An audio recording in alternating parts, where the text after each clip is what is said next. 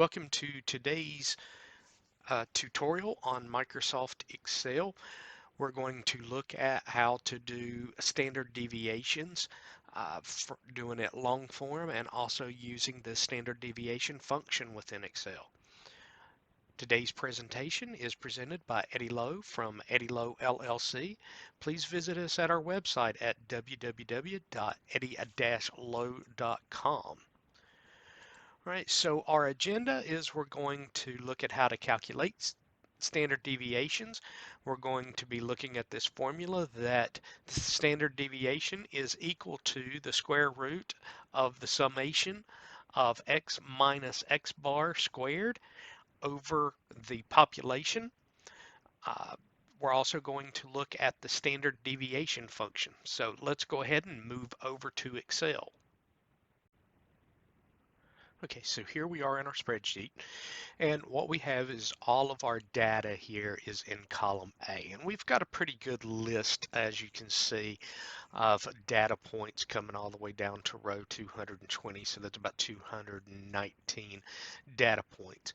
So let's start gathering all of our pieces that we need to create a standard deviation. So the square root of the summation of the x minus the x bar squared divided by n, or the population size.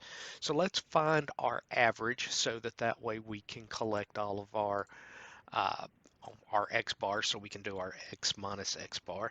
So in Excel, your average is going to be equal to the average of all of our numbers that we want to average together. So we can hit Shift Control down, collect that information, and close our parentheses. And you can see right here we have a mean, or an average, of 50.05023.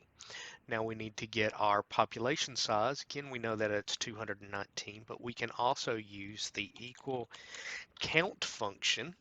And again, we'll highlight the first cell, Shift Control down, close the parentheses, come back up in 219.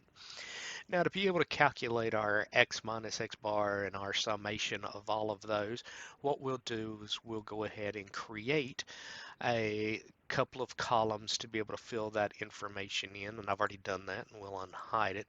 So we'll come over here, and here is our x minus x bar, which is x minus the average.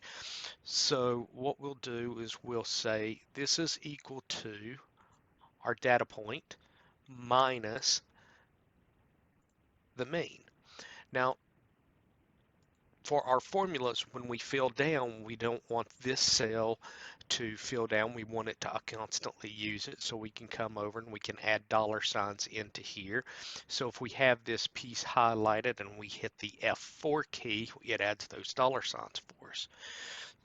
So now that we have that, we can fill all of this information down. So we'll double click right there, and this gives us that. So now we need to square that, so we can come over and say is equal to our cell, Shift 6 to give us our caret exponent, so raised to the square. So now we have that information, and we can come in and fill all of that information. Now let's go ahead and do the summation of all of that. So it's equal to the sum of all of our data points.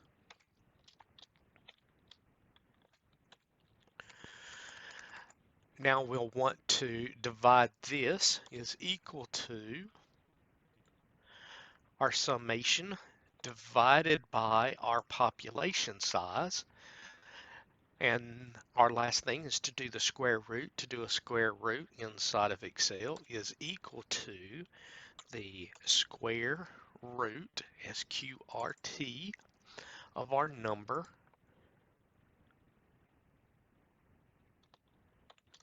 close that, and it gives us a standard deviation of 24.04756. But in Excel, instead of doing this long form, we could actually do everything in one simple step. So for that standard deviation, we could then come over here and say that we want the standard deviation, which is standard uh, deviation, and we want the entire population size, so the dot P, and come over and grab all of our data. Shift Control down, and there we have it. So you can see we went from long form to simple form. So that is how you do standard deviations in Microsoft Excel.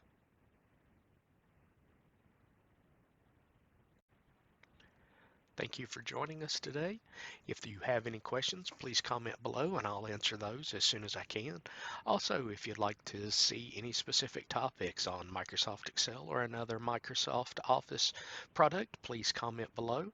And as always, please like, share, and subscribe. And feel free to visit us at www.eddie-low.com. Again, thank you.